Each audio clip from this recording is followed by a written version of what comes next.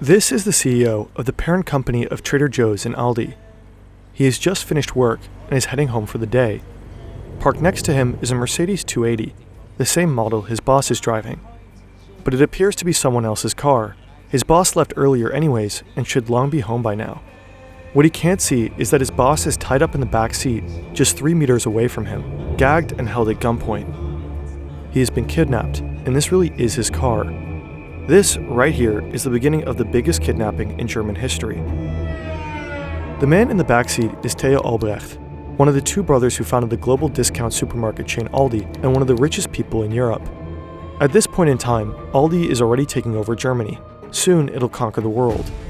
Theo Albrecht and his brother will forever change the way people do grocery shopping, how much they spend on it, and how supermarkets work in general. But right now, he's not thinking about business. He's thinking about staying alive. Pack die Koffer Blondie, wir fahren heute so, wie es uns gefällt. Reißt die Zelte ab, Spatz wie im Eiltempo, einmal die Welt. Von unserem Wuppertal, da geht es sowieso noch ein letztes Mal. Wir fahren ins Nirgendwo, ein letztes Mal.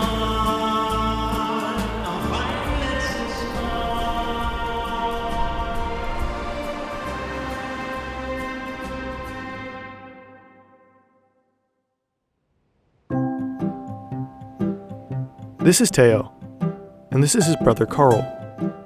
They're the Albrecht brothers. Their parents own a small grocery shop in the West German city of Essen. It's small and simple. The brothers grow up helping out where they can, but it's a tough time for selling groceries, or anything really. There was the hyperinflation in 1923, the Great Depression of 1929, Germany bombed to rubble in 1945, and the currency reform of 1948. Most Germans are broke and hungry. Theo is in his mid-20s when he and Karl take over the family shop. They know they have to be smart to make it through these difficult times. In this bare-bones store, the two will develop a set of principles that will revolutionize the concept of supermarkets as we know it.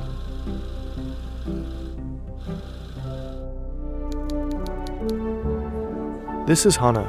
She's in her early 20s and from another West German city called Düsseldorf. She comes from money, and right now she's head over heels in love with this guy. He's a bit older, as in almost 30 years older. A lawyer with a firm in downtown Düsseldorf. He too is rich. He drives flashy cars, takes luxury vacations, and somehow always wins at the roulette table. Well, almost always. The other day, his luck ran out. He had to borrow 300,000 Deutsche Marks from Hannah, but that's not going to bother her tonight. Tonight they'll enjoy themselves at a ball. Hannah will have this photo framed and put up in her bedroom. She has no idea it'll go global just a few months later.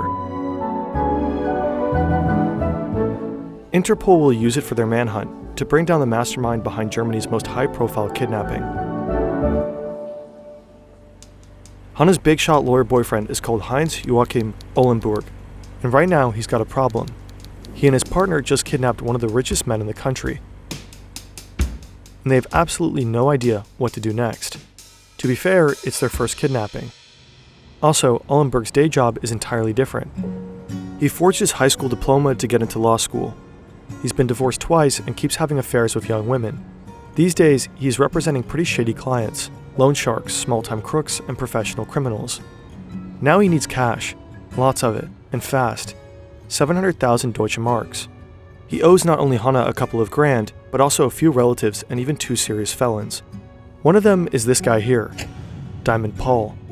His real name is Paul Kron. He's a trained car mechanic by day and a safecracker by night. He breaks into banks and department stores and snatches their cash deposits. He got caught once and did a few years behind bars. He swore he was done with that life when he got out, but he still has that one dream. A house on the Spanish Mediterranean coast. He even has a name for it, Casa Paulo. The land is already paid for. Now he just needs the money to build it. But his day job pays less than 2,000 Deutsche Marks a month. That is not going to cut it. The kidnapping was his idea. One last job, and they go off-grid forever. The morning after the kidnapping, they don't know where to stash their millionaire, so Paul spent the night with him in his garage, with Theo Albrecht tied up and blindfolded next to him in the passenger seat. Albrecht's wife already knows. They called her the night before the kidnapping. They promised her husband would come back unharmed as long as she stayed quiet. No cops, no press. Now they just need to figure out what to do with him. First, they need to bring him somewhere safe, quietly, so that no one will recognize him. But how do you move a hostage without anyone noticing? They weigh their options. A wardrobe trunk? Too small. A broom closet? 6 weeks delivery time. Roll him up in a carpet? That could work. Allenberg heads out to get one, 2 by 3 meters. Kron stays in the car with Albrecht. They agree to meet at a quiet road where they can safely transfer Albrecht into a Volkswagen van. The plan is to make him sit on the rolled-out rug and wrap him up like a burrito. It all starts with this: butter. Post-war Germany is a country in ruins. Food is scarce. Butter is a luxury. So the Albrecht brothers do something unusual. They sell their butter at cost, without markups and profits, sometimes even at loss. But word spreads quickly. There's no cheaper butter in town than at the Albrecht shop. Butter becomes their draw, or what's often called a loss leader. Other Albrecht loss leaders are bread, margarine, milk, flour, potatoes, pasta, soap, and toilet paper. They're everyday essentials at unbeatable prices, and once customers come in for those, they are likely to also spend money on other products. The plan works out. Before long, the Albrechts open one grocery store after another. Within just a few years, they're running 30 supermarkets across the greater area. While scaling, Aldi keeps it old school: a lot of paper, a lot of folders, tightly managed departments. If only they could have run on Odoo, the all-in-one management platform. Instead of isolated softwares, tons of individual applications, and lost files, Odoo lets you manage all aspects of business in a central hub. And if you're still hesitating, Odoo's website app is the perfect launchpad. You can create a website in just 4 steps, use the drag-and-drop builder to create a custom site in minutes, personalize your texts and choose the perfect font, drop in your own images or grab some from the free Unsplash library, easily add animations, adapt your layout with the grid system, and customize your backgrounds with shapes and gradient filters. Start using Odoo's website app for free today. Your first app is free for life, including unlimited hosting and support, plus a free custom domain name for a year. Add more apps anytime and get access to the full suite from just 19.90 euros per month. Click the link in the description to get started. Ollenberg and Kron are looking for a place to hide their kidnapped millionaire, in broad daylight in downtown Dusseldorf. The first idea is Ollenberg's lawyer's office, but it's located on a busy street right in the city center, just off the central station. Getting Albrecht out of the car and into the building would mean walking him across the sidewalk, blindfolded, so he doesn't see where he's taken and by whom. He could shout, people could notice and get suspicious. The second idea is Ollenberg's grown-up daughter. She lives only a few blocks away. They could hide him there and have her move into the lawyer's office for a while. But that's probably a tough sell. Her father has never visited her apartment, not even once, and now he would just show up with a kidnapped millionaire. So, back to the first idea. Unfortunately, Albrecht doesn't fit in the rug. What now? The hostage himself ends up pitching in. He promises to cooperate and not cause trouble. Ollenberg and Kron agree. They take off the blindfold, tape his eyes with skin patches, and give him a pair of shades. Then they walk him across the sidewalk to the building. But there's another problem. The office is packed with staff and clients who've already been waiting a while. So Ollenberg shuffles everyone into back rooms so that Kron can sneak Albrecht through the hallway and into Ollenberg's private room. He usually reserves it for secret dates with his younger girlfriends. The room is a cramped 4-square-meter alcove. They sit Albrecht down on the bed. Then Ollenberg goes into full gear to clear the office, rushing through client meetings and sending his staff home early. They don't mind. Hanna is worried, as usual. Not because she thinks her boyfriend is a kidnapper, but because she knows he's a womanizer, constantly chasing younger women. But tonight he comes home from work on time. There's nothing special on the evening news, no mentions of a missing tycoon. Mrs. Albrecht seems to have gotten the message. No police and no press. Das ist Rentner Hugo Bansemann. Wir fragten ihn in seiner Wohnung, warum kaufen Sie bei Albrecht? Wissen Sie, wenn man Rentner ist, muss man mit dem Pfennig rechnen. Und ich kaufe bei Albrecht ein. Ich kaufe dort immer ein. Man bekommt mehr für sein Geld und ich kann mir hin und wieder eine Pulle extra leisten. Kaufen Sie bei Albrecht, zu Ihrem Vorteil. Karl Albrecht steps onto a small stage. He's about to give a rare public speech. He talks to fellow grocers about how he and his brother grew their business from 1 to 30 stores within just a few years.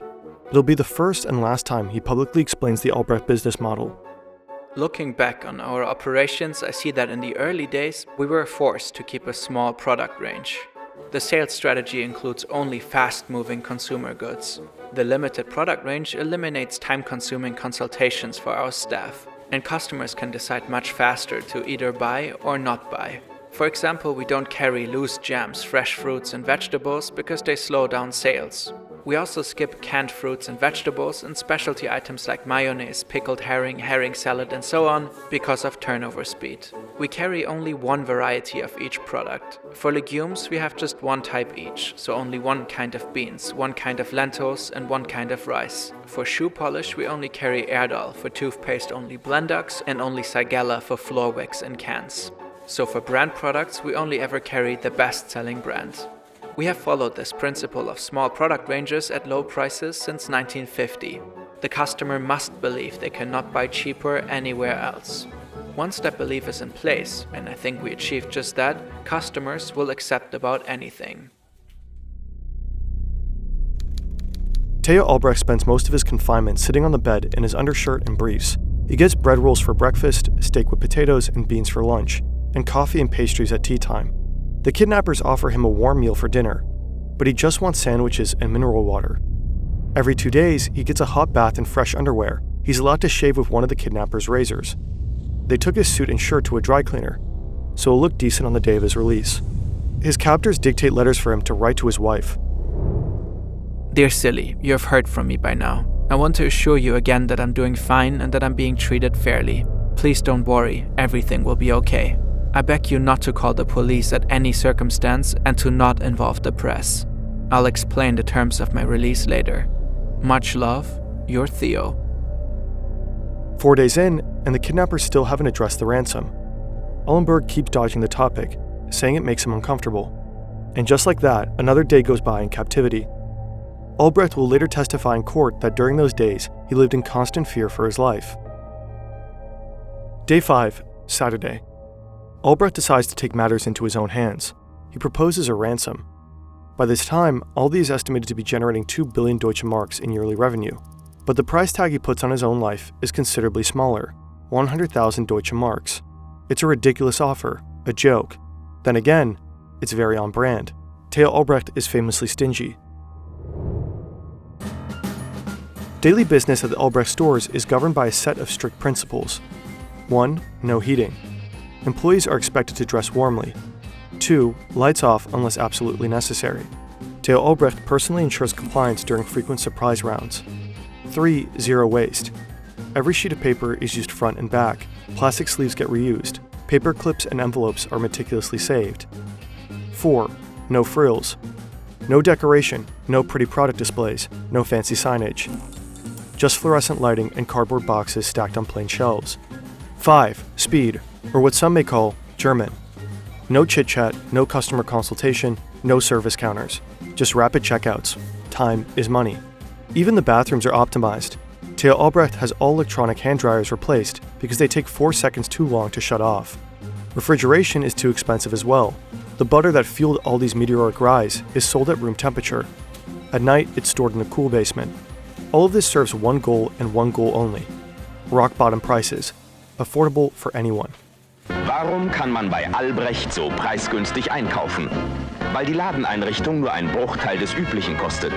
Kein überflüssiger Luxus, aber zweckmäßig und sauber für moderne Menschen. Albrecht-Preise sind nicht durch hohe Einrichtungskosten belastet. Überzeugen Sie sich. Kaufen Sie im Aldi-Markt. The Albrecht grocery business eventually turns into Aldi, the discount giant that's also behind Trader Joe's. And Aldi becomes a force of nature, a retail machine that leverages its market power to squeeze suppliers and farmers for ever lower prices. The Albrecht brothers earn a reputation as brutally efficient negotiators. But right now, Theo Albrecht is not the one negotiating from a position of power. The guys across the table have a gun, and they're threatening to kill him. They flat out reject his initial offer. Ullenberg knows exactly how rich Albrecht is. He read about it in a book. That's how they picked him up in the first place. Ullenberg tells Albrecht they need to consult with their partners. First, Kron heads into the next room for a call, then Ullenberg. The calls are fake. There's no one on the other end. They're bluffing to push the ransom. Ullenberg tells Albrecht he and his partners have agreed on a number. He says there are 7 people involved and that $1 million each would be fair. That makes 7 million. At this point, it's the largest sum ever demanded in a kidnapping in Europe. Ollenburg tells Albrecht not to worry. He can probably tax deduct the money as a business expense. Albrecht agrees. It's not like he really has a choice. By now, the kidnappers have worked out a plan for the ransom drop. On Tuesday at exactly 4 p.m., they'll call the Albrecht residence. Waiting on the other end will be the 4 people involved in the handover: Albrecht's wife, Silly, the family lawyer, the company's managing director, and one of his sons. They'll be given a first location, Meisenburg Street in Essen. There will be 2 stones with a note hidden underneath. The note will lead them to another location, where they'll find another note with another direction. The same thing will happen 2 more times. The final note will read, Continue along the B288 toward Essen. Pull over at the parking lot near the Ruhrtal Bridge and use the deposited radio transmitter. Press the right button to say, Theo, come in please. Then follow the instructions you'll receive over the radio. Kron will guide them via walkie-talkie to a path in the woods. There they're supposed to drop the money and leave. When the coast is clear, Kron will grab the ransom, and Albrecht will be released at Frankfurt Airport. They'll tell him they're leaving the country. Albrecht is told to board a plane back to Düsseldorf. Once he lands, he's a free man, and the kidnappers will have supposedly fled somewhere far away. It's a solid plan. Even Albrecht feels a bit relieved. Essen Police Headquarters. These are the 4 people awaiting the instructions for the ransom drop. At least they're supposed to look the part. They're actually 4 undercover detectives. They've been disguised by theater makeup artists. One of them is dressed as Mrs. Albrecht and wearing a wig. Underneath the costumes, they're hiding bulletproof vests and guns. They're standing by and waiting for the signal. Kron makes the call to the Albrecht residence. He says hello and is about to give the first set of instructions, and immediately gets cut off. Mrs. Albrecht was the one supposed to answer the call, but it's the family's lawyer on the line. Please listen carefully. I have a brief but important statement to make. The conditions you have set are unacceptable. Money is the only viable exchange for the hostage. Since you demanded an unusually high amount of ransom money, we had to notify the state central bank. They in turn informed the police, and the press is also aware of the situation. We must act quickly now. Name a drop location and a reasonable amount. You will have our word. You will receive the money and be given enough time by the police to disappear. Police and the press. That's the worst case scenario. Kron rejects and hangs up. The Albrecht family and the investigators are startled too. They've spooked the kidnappers and lost their trust. Theo Albrecht's life is still very much on the line. What now? This is Franz Hengsbach. He's the Bishop of Essen, and this is the city's chief of police. He desperately needs someone neutral that everyone can trust. The police, the family, and most importantly, the kidnappers. Someone who can be handed 7 million Deutschmarks and promise the kidnappers not to set them up. The plan is to use the Christian seal of confession. According to German criminal law, clergy are not obligated to report crimes they learn about during spiritual counsel. This will hopefully give the kidnappers a bit more assurance. Maybe they really can walk away clean. Which is why Bishop Hengsbach shall handle the money handoff and save Theo Albrecht's life.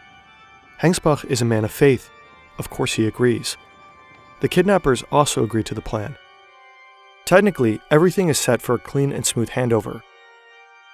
Technically. The press has known about the case for a while now, and agreed to keep quiet upon police request. But when they find out about the bishop becoming the middleman, they can't resist any longer. It's just too good of a story. The Essen police and prosecutors are forced to call a press conference. The room is packed. Unser Verhältnis zur Familie ist, möchte ich sagen, aufgrund der merkwürdigen, teilweise sensationell aufgemachten Presseveröffentlichung etwas gestört. Die Familie ist naturgemäß sehr bedrückt. Now it's not just the police anymore. The entire world knows what's happening. The bishop has been compromised. The kidnappers call off the meeting. It's too risky. The Albrecht family is desperate. They've lost all contact with the kidnappers. Will they harm Theo? Their last hope for communication is to include a message in a popular show on German national TV. Hannah is doing okay, but she's worried about her boyfriend. He hasn't been sleeping well and says work has been stressful lately. At least they can unwind in front of the TV. Guten Abend, meine Damen und Herren. Vor 11 Tagen, am 29. November, haben bisher unbekannte Täter in der Nähe von Essen den Großkaufmann Theo Albrecht entführt. Sie verlangen ein Lösegeld von 7 Millionen Mark und einen Vorsprung von 24 Stunden. Da die Verbindung mit den Tätern in den letzten Stunden zusehends schlechter geworden ist, hat uns die Familie Albrecht gebeten, den Tätern, die diese Sendung heute Abend sicher sehen werden, folgende Nachricht zu übermitteln. Bitte bleiben Sie weiterhin mit dem Vermittler in Verbindung. Dieser wird niemanden über den Übergabeort und Zeit unterrichten. Nach Rückgabe des Entführten soll Theo Albrecht 24 Stunden bei dem Vermittler verbleiben. Dadurch sind Verfolgungsmaßnahmen für diese 24 Stunden ausgeschlossen. Bitte handeln Sie bald. Business in Germany keeps booming, and Karl Albrecht sets his sights on expansion. In 1967, his branch of the business called Aldi Süd takes its first steps abroad, buying up Austrian supermarket chain Hofer with 30 shops. His brother Theo follows suit 6 years later, opening the first Aldi Nord store in the Dutch city of Rotterdam. Soon they expand to Belgium and France, conquering Europe one country at a time. But right now, Karl Albrecht has to take a very different kind of call. He's on the phone with one of the men who has kidnapped his brother, and the guy is furious. The ransom drop-off has to happen, now, clean and fast. They settle on a new time and place. The kidnappers agree to let Bishop Hengsbach deliver the money after all. Albrecht is to stay with him for 24 hours after the exchange. No police. Any interference could be fatal. Karl Albrecht agrees. Back at the office, Kron returns with the good news. The deal is back on. But Ollenburg has other concerns. He knows the police are recording their calls. He's been obsessing over security and telling his accomplice countless times to take precautions. So just to be sure, he asks Kron if he really changed his voice. Kron shrugs, awkwardly. Yeah, kind of. Day 17 of the abduction. Tonight's the night. The handover is finally supposed to happen. Theo Albrecht in exchange for 7 million Deutsche Marks. A lonely dirt road just off the highway. There's an overpass and 2 exit roads close by. Perfect escape conditions. The kidnappers arrive. Albrecht is wearing skin patches over his eyelids, sunglasses, and an old hat from Ollenburg. They had a glass of sparkling wine to mark the occasion. Ollenburg even gave Albrecht 2 parting gifts. The 3 step out and wait for over an hour. Is this a setup after all? Finally, a Volkswagen rolls up with Essen plates. The 2 men step out in clerical coats. One of them is unmistakably Bishop Hengsbach. The family fears a double cross. What if this is not the real Theo? What if the kidnappers pass off a decoy and run off with the money? So the bishop has to test him, with 3 questions dictated by Theo's wife. What kind of wood is Albrecht's new bedroom wardrobe made of? Albrecht hesitates. That damn wardrobe. What was the name of that wood again? He gives his answer, but the bishop shakes his head. Wrong. The second question is about an acquaintance they made during vacation. He gets that one right, and the third one too. All right, close enough. This has to be the real Theo Albrecht. The bishop and his driver get the money from the car, 7 million Deutsche Marks in cash, wrapped like Christmas presents. Ollenburg and Kron wish them Merry Christmas, hand over the Aldi founder, and vanish. No one follows them. They did it. They're now multi-millionaires. And Germany's most wanted criminals. In welcher Verfassung sind Sie vorgestern entlassen worden? Also ich bin gesund. Ich bin natürlich sehr, sehr müde. Es hat mich ziemlich strapaziert. Hatten Sie während der Zeit der Gefangenschaft daran geglaubt, dass dieser Fall gut ausgeht? Also ich habe die Hoffnung nicht untergehen lassen. Haben Sie mit den Entführern Gespräche führen können über menschliche Dinge oder nur über die Tat? Ich habe praktisch kaum mit den Entführern gesprochen. Theo Albrecht is a free man. 17 days after his abduction, he's finally back. He just keeps doing what he does best, expand his empire. In 1979, he sets his sights on the US market and buys Trader Joe's. Then he enforces the same principles that made Aldi so successful: a limited product range, strong private labels, and aggressive pricing. The formula works. Trader Joe's grows from a quirky Californian chain into a nationwide cold supermarket with hundreds of locations and billions in revenue. His brother had already opened the first US Aldi store 3 years earlier. Theo operates under the banner of his branch, Aldi Nord, and Karl under Aldi Süd. They're technically competitors, but with different customer bases. Today, Aldi is the fastest growing grocery retailer in the US, and the main reason people shop there is the same as ever: unbeatable prices. Aldi doesn't play pricing games on USDA choice beef. They have low prices every day. Hanna is waiting for her boyfriend. She's packed his suitcase. He said he was going on vacation, without her. And now he's late. Maybe he's seeing someone else. When he finally gets home, his shoes are soaking and his pants are covered in mud. How would you get your pants that dirty at a downtown office? But Ollenburg can't exactly tell her that he just pulled off a spectacular kidnapping, and that his pants are dirty because he just buried 1.5 million Deutsche Marks in the woods. So he just says nothing. His thoughts are already elsewhere anyway, with his other girlfriend, his one true love, the woman he plans to run away with, all the way to the other side of the world, where they'll use that money to start a new life. But Hanna will soon find out what those dirty pants were really about. Paul Kron is at his sister's house. Her husband is there too. They're having coffee and cake and the TV is on, with sound. Da handelt es sich zunächst einmal, meine Damen und Herren, um ein Gespräch zwischen einem Familienmitglied und einem der Entführer. Bitte hören Sie einmal zu. So it's true. The police really did record the phone call between Kron and Karl Albrecht. Now the city's district attorney is playing it to the German press. He's hoping to get help from the public, that someone out there will recognize the kidnapper's voice. Wir können das Geld ja nur hier irgendwo im Kohlenpott in Empfang nehmen. Ja, nein, hören Sie zu. Und dann, Herr Dr. Meier. Herr Dr. Meier. Ja. Merken Sie denn nicht, dass wir den Bruder haben wollen und bereit sind, das Geld zu geben? Wissen Sie, Ihr Bruder verliert langsam die Nerven. Ich verstehe das. Er möchte gerne nach Hause. Ich verstehe das. Er kann nichts anderes tun als schreiben. Kron's sister instantly recognizes her brother's voice. No doubt about it. He's the Aldi kidnapper the entire country is looking for. That's a tough thing to explain over coffee and cake. Kron doesn't even try. He just gets up and leaves. Hanna recognizes the voice too. Ollenburg has invited Kron over for dinner many times. She knows exactly who that is. A small electronics store in Dusseldorf. The shopkeeper turns on the TV just to catch a segment of a show called Here and Today. They're also playing the recording of the Aldi's kidnapper's voice, and it sounds very familiar. Just the day before, a man with that exact voice had come in to pay off his installment plan. He even bought a stereo system for 3,400 Deutsche Marks on top. The shopkeeper calls the police. Before the handoff, investigators had written down the serial numbers of all 500 Deutsche Mark bills in the ransom bundle. 3 of those bills were used in the electronics store. It's a match. Paul Kron is arrested 2 days later, but the second kidnapper is still a mystery, and still at large.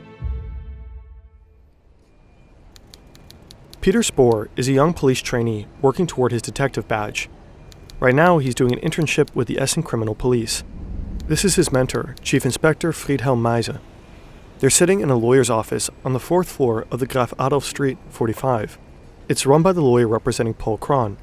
It's not exactly a hot lead for the 2 policemen.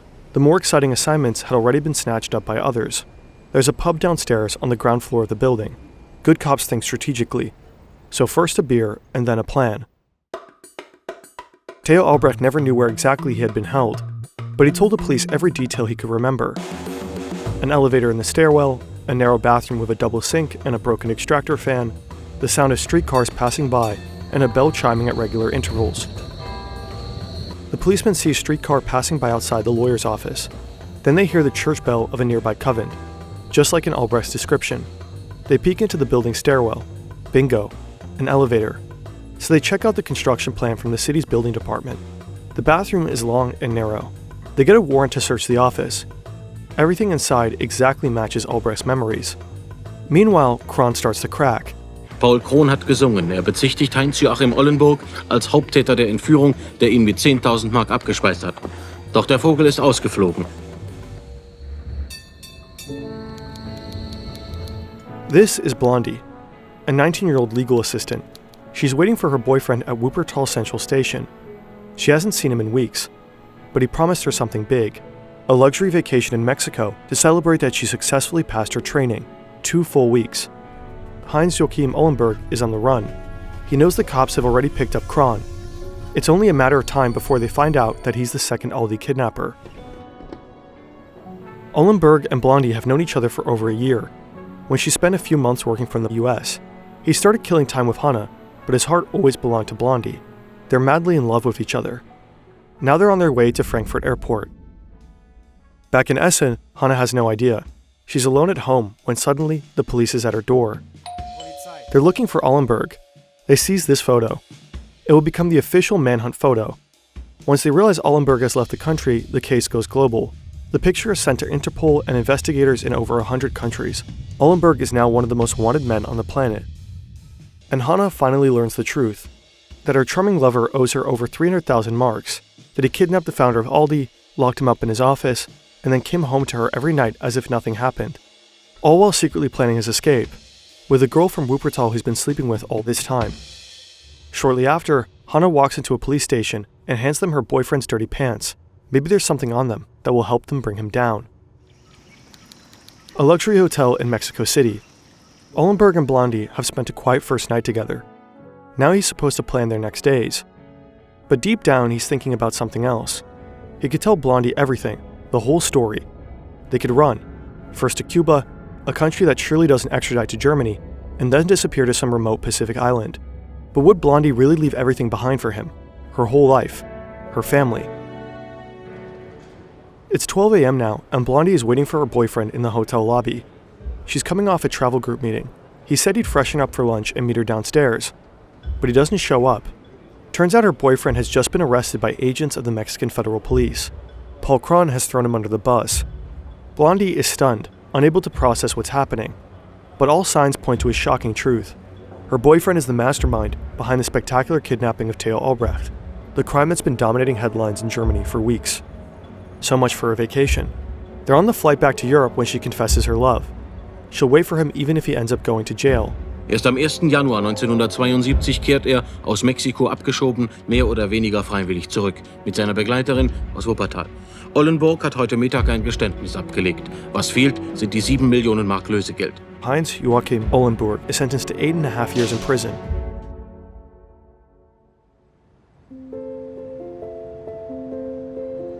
Aldi stands for a promise. We'll do everything we can to make sure you pay as little as possible. For millions of people living from paycheck to paycheck around the globe, that promise is a lifeline. At Aldi, they're able to afford things they otherwise couldn't. But that promise comes at a cost. Workers operate under enormous pressure, because in Aldi stores, every second counts.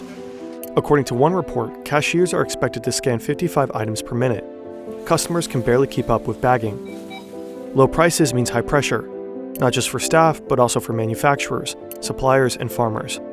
If you want to work with Aldi, you have to deliver. Aldi and other discounters wield staggering market power. They can just raise food prices without passing profits down the supply chain to producers and farmers. Farming businesses in particular have long been criticizing unfair business practices.